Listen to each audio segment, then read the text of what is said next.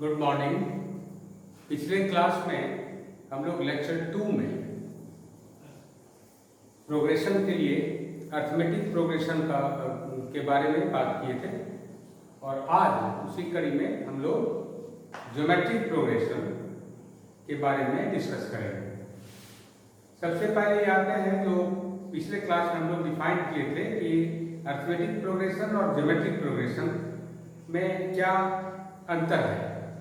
तो डिफिनेशन के अनुसार सबसे पहले हम डिफाइन करेंगे कि ज्योमेट्रिक प्रोग्रेशन क्या है।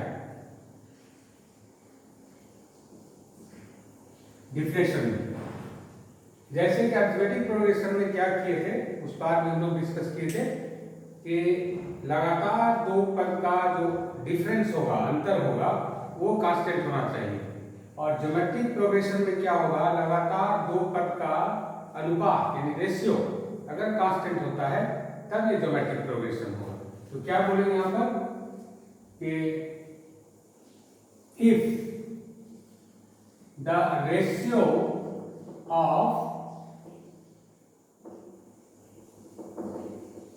two consecutive terms be a constant, है ना, then the series or sequence is called a geometric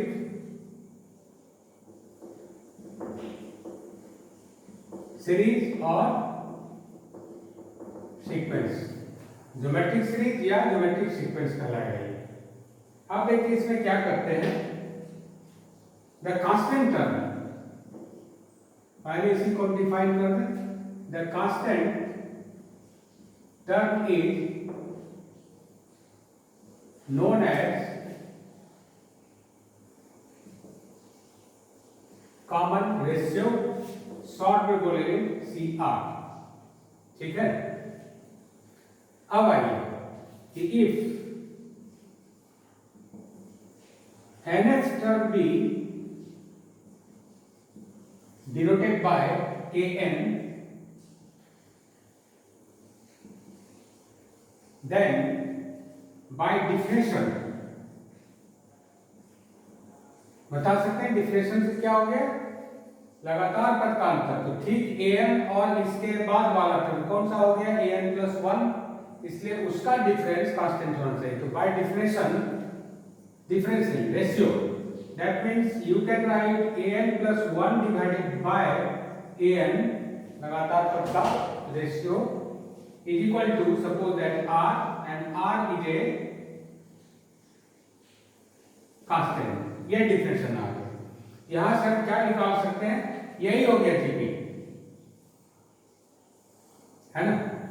बस इतना अगर हम समझ लिए तो सारा जीपी जितने भी तरह का इसमें प्रॉब्लम्स आएगा, सारी चीज का कैलकुलेशन आप इससे कर सकते हैं। an+1 divided by an is equal to r, बस इसी चीज को समझना है। अब आइए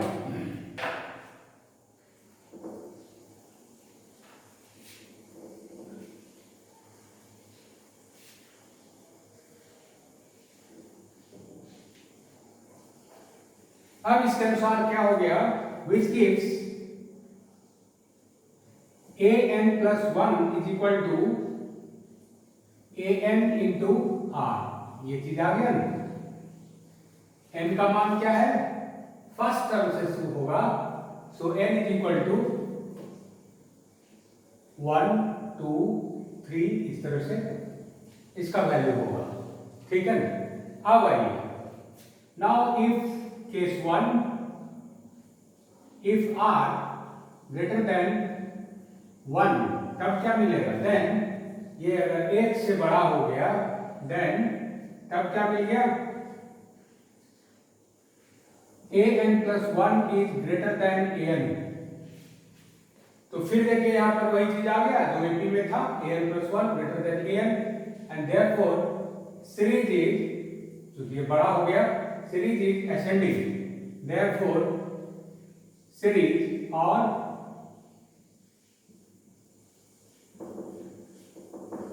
sequence is ascending or increasing.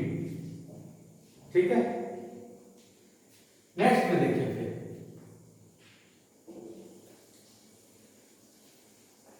Case 2. Let us suppose that r be less than 1, then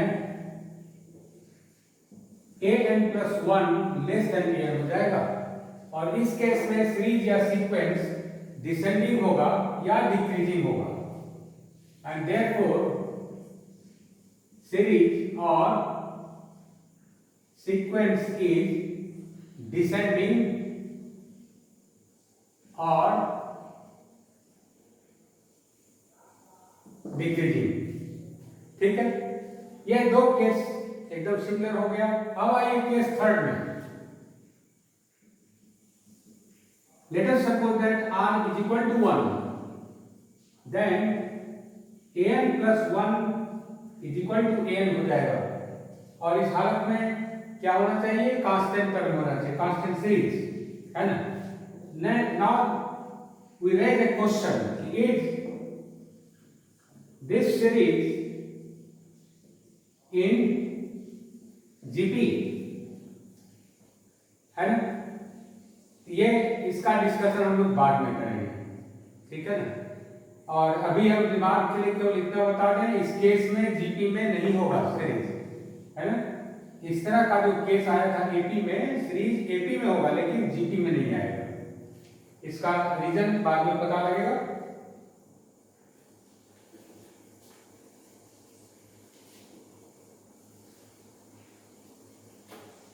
ठीक है, ये आ गया. अब चलते हैं नंबर सेकंड के लिए. nth term of A GP, ये क्या होगा? डिफरेंशियल क्या था? Differential was an plus 1 is equal to an into r, यही था ना. Now let us suppose that first term a, ठीक है. therefore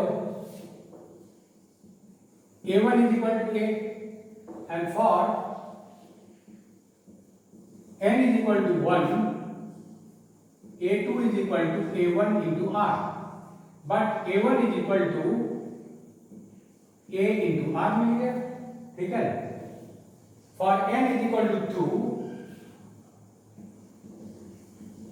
then a3 is equal to a2 into r, and which gives a3 is equal to a2, that is ar into r, that is ar square. इसको क्या लिख सकते हैं, that is a into r to the power 2 minus 1, and it is written as 3 minus 1, ठीक है ना. and similarly for n is equal to 3, एक बार और निकाल के देखते हैं क्या मिल जाएगा, that is a4 is equal to a3 into r, but a3 is equal to ar square into r, that is ar cube, and ar cube is equal to a into r to the power 4 minus 1. and proceeding similarly, then we get an is equal to, by symmetry देखिए, 4 के लिए यहाँ 4 minus 1, 3 के लिए 3 minus 1, 2 के लिए 2 minus 1, और यहाँ 1 के लिए भी आएगा, तो it can be written as a into r to the power 1 minus 1. so it is a into r to the power n minus 1, and this gives the nth term, ठीक है. अब इसी के कॉर्नरी में जिस तरह से सिमेट्री पर एपी में है, उसी तरह से सिमेट्री में जीपी में हम लोग निकाल लें कॉर्नरी में इसका कि rth term from the beginning is ar is equal to a into o, rf रख लीजिए, ith टर्म कर ले, या ठीक है ith term is ai is equal to a into R to the power I minus 1, ठीक है। और एंड से rth टर्म कितना हो जाता था, also ith term from the end. तो फर्स्ट टर्म एंड से an, second term an minus 1, third term an minus 2 ना। तो rth term a into n, देखिए ये क्या है, this is the third term n minus 2, 2 से 1 कम r minus 1, that is a n minus r plus 1 देगा, है ना। तो इसके आधार पर क्या निकाल लेंगे, from the n is equal to कितना हो गया a n minus r plus 1, and therefore a n minus r plus 1 is equal to कितना, या इसी को हम लिख दें equivalent to suppose that A R last से है rth टर्म, शुरू से इतना होगा, है ना। तो ये कितना हो गया, return as a r is equal to कितना, first term into r to the power of ith power, ith है तो I लिखेंगे, I हो गया, है ना। तो कितना हो गया देखिए I माइनस 1, इतना माइनस 1 यानी n माइनस I, ये हो गया नंबर 2। अब आते हैं दोनों का प्रोडक्ट क्या हो जाएगा,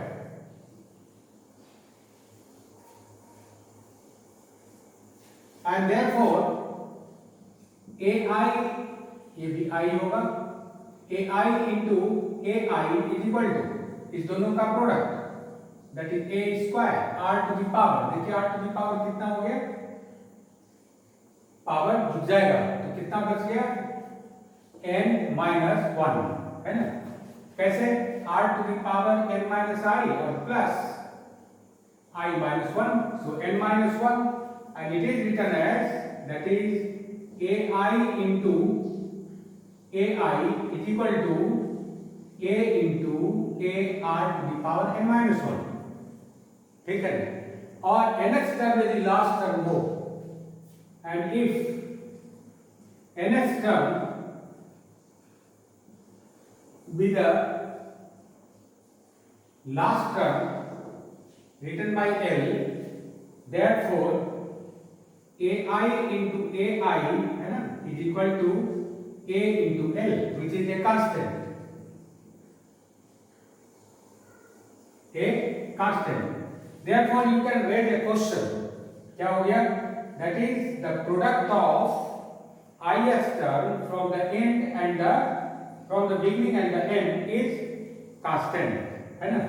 ये कर सकते हैं, that is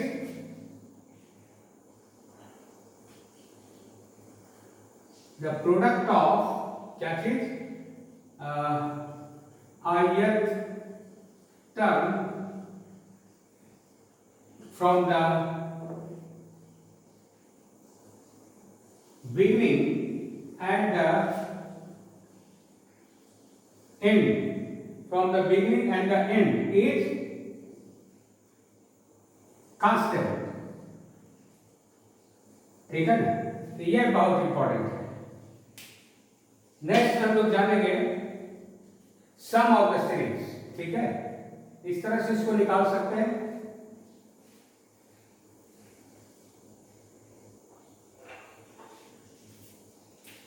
number 3, sum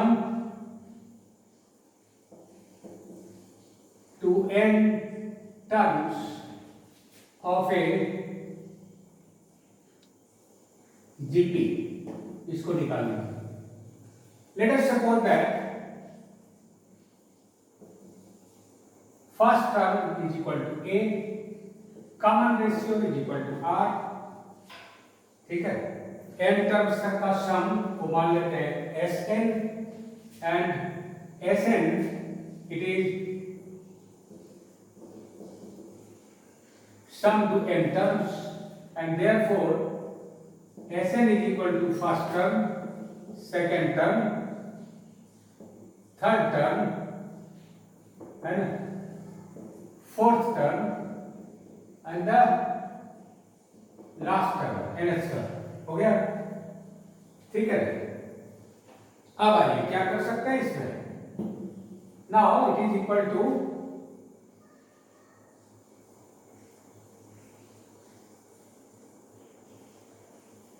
which gives r into Sn is equal to ar plus ar square ar cube है ना, and so on। ar इसके जस्ट पहले होगा n-2, so write n-1 plus ar n है ना। अब देखिए दोनों को माइनस कर देते हैं, क्या मिलेगा, and therefore Sn minus r Sn जैसे ही माइनस होगा तो ये टर्म यहां तक कैंसिल हो जाएगा, यहां से यहां तक, ये इसके यहां से यहां तक में कैंसिल हो जाएगा और ये माइनस टर्म कर जाएगा। तो क्या बचा, a minus a into R to the power n, ठीक है। और यहां से हम Sn कॉमन ले लें तो बचा this is equal to a 1 minus this, that is Sn is equal to a 1 minus Rn divided by 1 minus R। लेकिन यहाँ चूंकि 1 minus R है, so it is valid only for R is less than 1, है ना। 1 minus R should be greater than 0, therefore R should be less than 1, तब ये positive मिलेगा। And Sn it can be also written as a into r to the power n minus 1 divided by r minus 1 whenever r is greater than 1। अब यहाँ एक important case जो छूट गया था हमको जीपी के थर्ड केस के लिए, जबकि r बराबर 1 लेते थे। यहाँ पर देखिए यदि r 1 हो जाए तो क्या मिलेगा, r is equal to 1 पर ये 0/0 केस मिल जाएगा, ठीक है।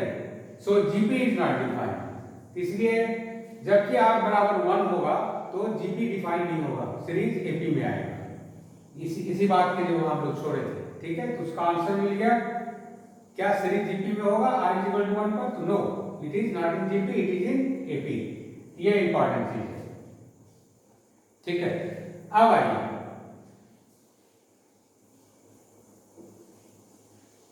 ये वर्ड आता है प्रॉपर फ्रैक्शन। ये क्या है, प्रॉपर फ्रैक्शन हुआ, it is a fraction less than 1 है ना एंड ग्रेटर देन 0, ये कहलाता है a fraction lies between 0 and 1 is a proper fraction, proper fraction. तो यदि प्रॉपर फ्रैक्शन हो, अब देखिए केस नंबर 3 के लिए, sum to infinity terms,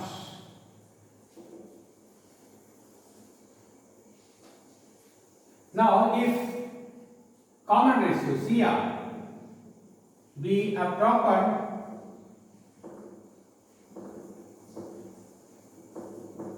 fraction, then mod r it should be less than 1 and that is 0 से बड़ा होगा ये, है ना।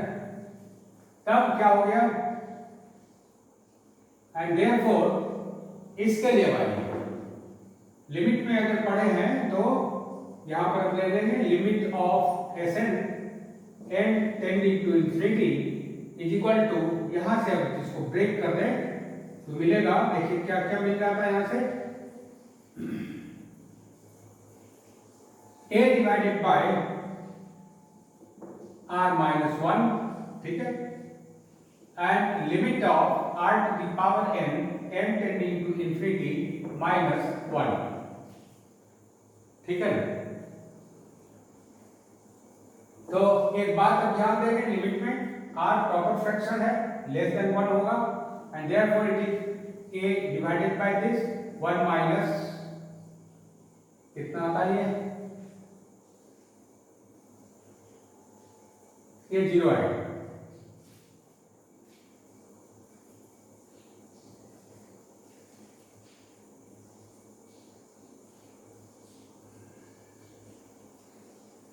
ओ उल्टा ले लिए ना, 1 माइनस होना चाहिए, प्रॉपर फ्रैक्शन है लेस देन 1, ये फार्मूला लगेगा ही नहीं, है ना।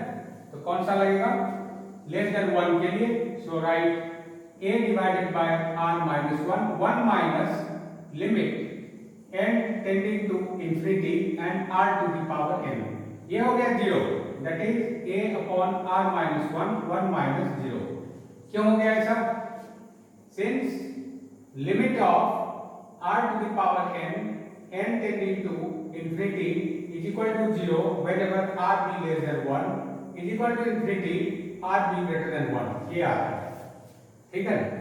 इस कारण से ये कितना मिल गया, it is equal to a upon r minus 1, and if this limit be denoted by s, है ना, therefore s which is the sum to infinity terms, that is 1 plus 1 a plus ar plus ar square and so on to infinity, and it is given by a upon r minus 1, 1 minus r, 1 minus r, it is written as 1 minus r, ये मिलेगा, ठीक है।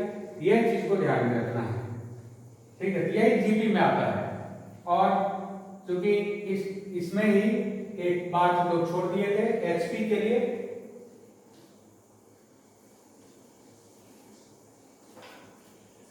Harmonic progression,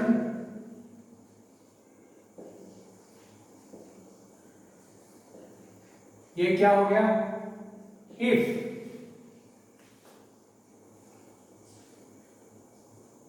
a series or sequence be in AP, then the series of reciprocal terms of AP is in HP। जो AP में है उसके reciprocal terms का series या सीक्वेंस जो भी होगा वो HP में होगा, हार्मोनिक प्रोग्रेशन में आएगा, ठीक है। इसलिए इस पर ज्यादा डिस्कशन करने का जरूरत नहीं है, उससे ज्यादा जरूरी है कि आप इस चीज को जान लें कि मीन क्या होगा, क्योंकि ये इकोनॉमिक्स या बाकी जो भी अदर ब्रांचेज में है उसके लिए जरूरी पड़ेगा मीन जानना। तो मीन में भी अब देखिए कितने तरह का हो जाएगा, मीन में अरिथमेटिक मीन, ये है ना, geometric mean and harmonic mean. तब एक एक करके चलते हैं। नंबर फर्स्ट में जैसे अरिथमेटिक मीन, ये क्या होगा, if m be a number between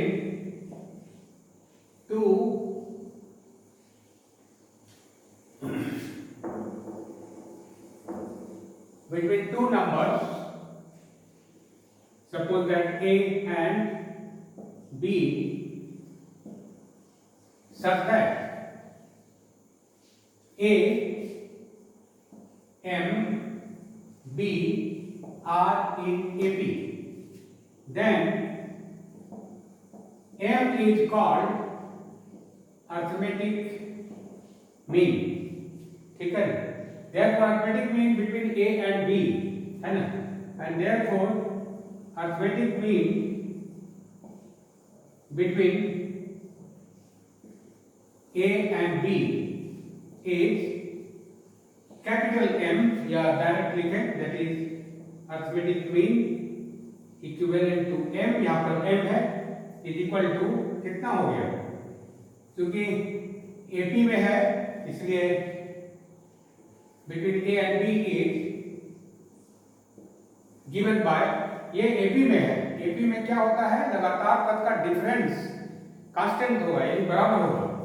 so m minus a is equal to b minus m, or you can write 2m is equal to a plus b, और m is equal to a plus b by 2. यही arithmetic mean हो गया है ना. And therefore arithmetic mean is equal to a plus b divided by 2, ये मिलेगा.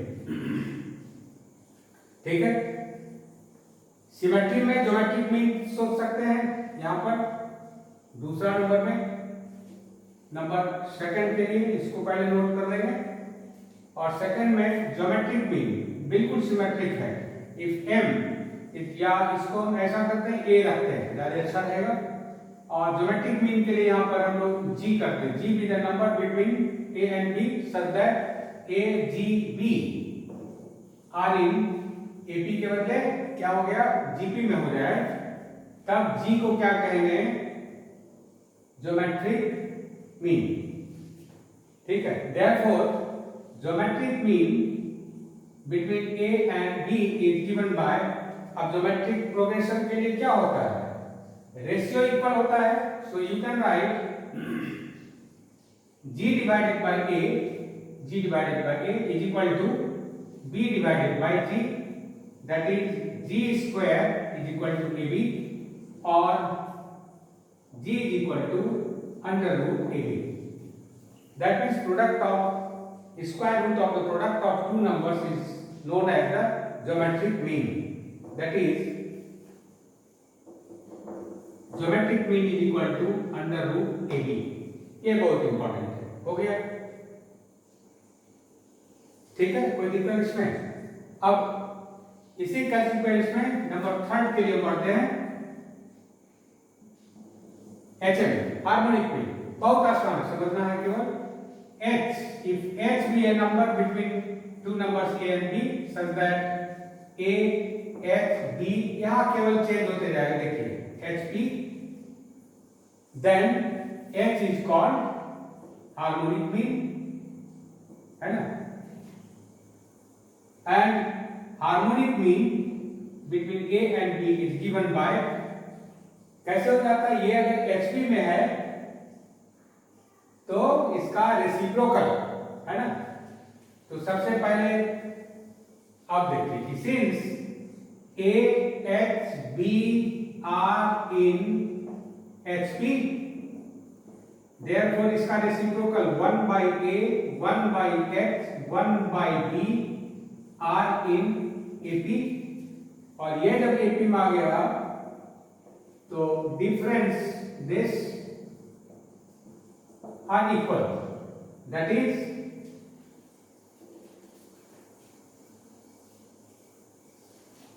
यहां से क्या हो गया, that is 2 divided by h is equal to this, और 2 by h is equal to ab divided by a plus b, और h is equal to कितना हो गया, देखिए h is equal to बता दीजिए h by 2 लग जाएगा ये. h is equal to a plus b divided by 2 times of ab, है ना, 2ab. ना ऐसा लिखिए,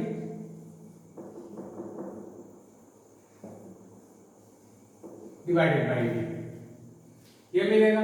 या इसी को बोल सकते हैं कितना, 2 times 1 by a plus 1 by b, है ना. यही हो गया.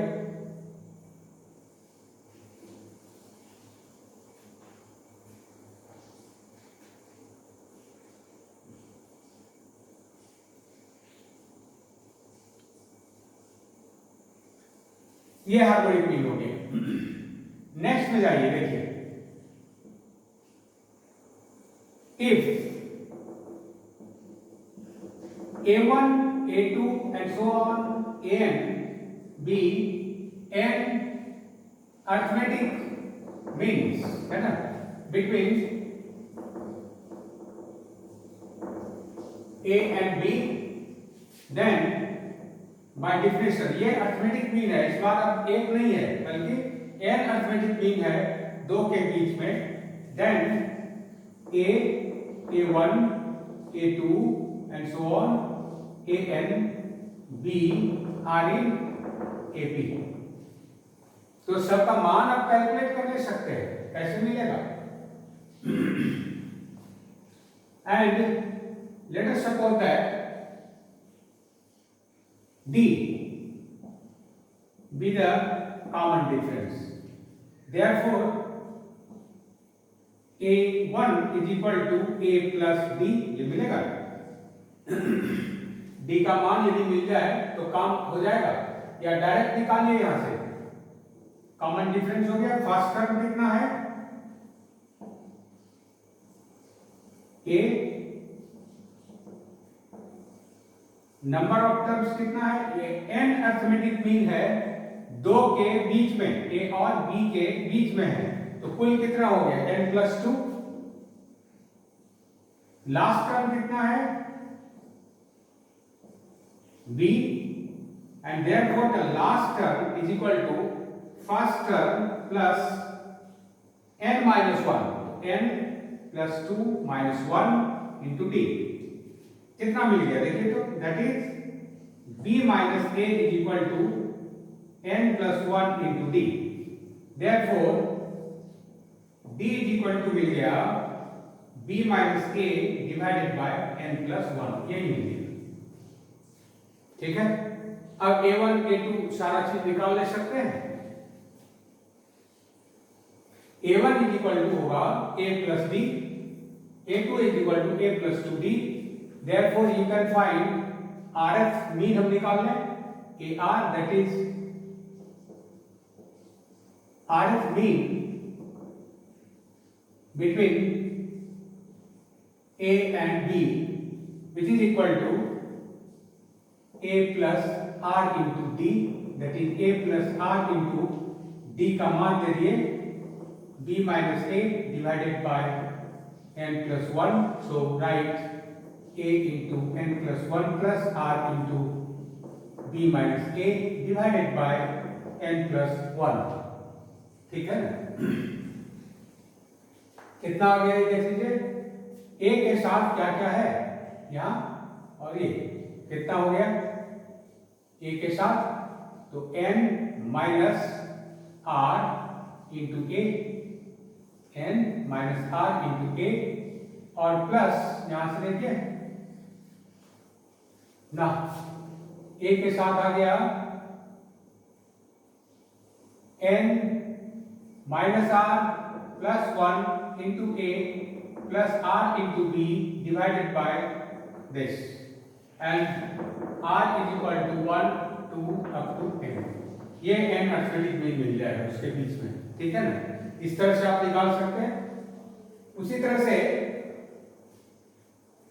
नेक्स्ट में if G1 G2 Gn be and geometric mean between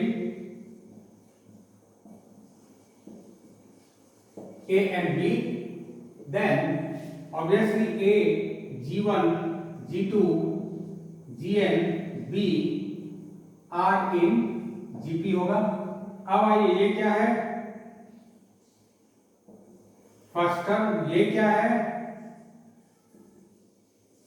last term, number of terms कितना हो गया यहां से यहां तक n plus 1, number of terms कितना है n plus 2, and let us suppose that common ratio r, तो लास्ट टर्म बराबर कितना, therefore निकाल दे यहां पर, therefore last term b is equal to first term into r to the power common ratio है ना, n minus 1, तो n plus 2 minus 1, that is b by a is equal to r to the power n plus 1, so you have r, value of r common ratio निकला है, that is r is equal to b by a to the power n plus 1। Now G1 is equal to A into R, and therefore Gi, ith mean, it gives ith mean which is equal to कितना हो गया a into r to the power I बस, है ना, ar square ये मिल गया, that is a into b by a to the power I divided by n plus 1 for I is equal to 1 to up to n. ये दे देगा आपको geometric mean. This give the all geometric mean and geometric mean. ठीक है. And lastly harmonic mean के लिए if h1 h2 hn be the n harmonic mean between a and b, then a h1 h2 hn b are in hp. Reciprocal इसका, therefore 1 upon a 1 by h1 1 by h2 1 by hn 1 by b are in AP, है ना. यहां भी देखिए ये क्या हुआ first term, ये क्या है last term. Number of terms बहुत आसानी से निकल जाएगा. दो क्वांटिटी के बीच में n है term and therefore number of term is n plus 2. And suppose that CD is D. तो by formula of AP क्या मिल जाएगा, the last term that is 1 by B is equal to the first term plus n minus 1 into D, and which gives 1 upon B minus 1 by A is equal to n plus 1 into D. नहीं, और क्या मिल गया, that is a minus b divided by ab, है ना, is equal to this, and therefore d is equal to a minus b divided by n plus 1 times of ab. ठीक है ना. तब h1, अब आइए h1 क्या है, यहां से हो गया इसका d. ठीक है ना. 1 by therefore 1 by h1 that is 1 by a plus d. Common ratio is common difference is d, and therefore 1 by a plus d, है ना. तो 1 by a plus d. एक बार निकाल लेते हैं ix rx दे दो, therefore 1 by hr. hr क्या हो गया, which gives rx रेसिप्रोकल ले रहे हैं ना, that is ये मिल जाएगा 1 by a plus rd. इसको निकाल दीजिए कितना हो जाएगा, that is 1 by a plus r times of a minus b divided by n plus 1 ab. ये निकल जाएगा. इसको सॉल्व कर लेंगे तो देखते हैं कितना आता है. that is ab यहां हो गया n plus 1 times of b plus r a minus b, that is क्या मिल गया देख सकते हैं, a के साथ r a plus b के साथ हो गया n minus r plus 1 into b divided by n plus 1 ab, and therefore hr is equal to harmonic mean यही हो गया, hr is equal to n plus 1 ab divided by ra plus n minus r plus 1 times of b, where r is equal to 1 to up to n. For each value of r it gives n harmonic means. तो बस इतना अगर हम काम कर लेते हैं तो पॉसिबली सारे फील्ड में आप प्रोग्रेशन का अप्लाई कर सकते हैं, है ना. It's all about the progression, arithmetic, geometric and harmonic progression. And in the next lecture I will discuss about possibly permutation and combination, which is very important part. Okay, thank you very much.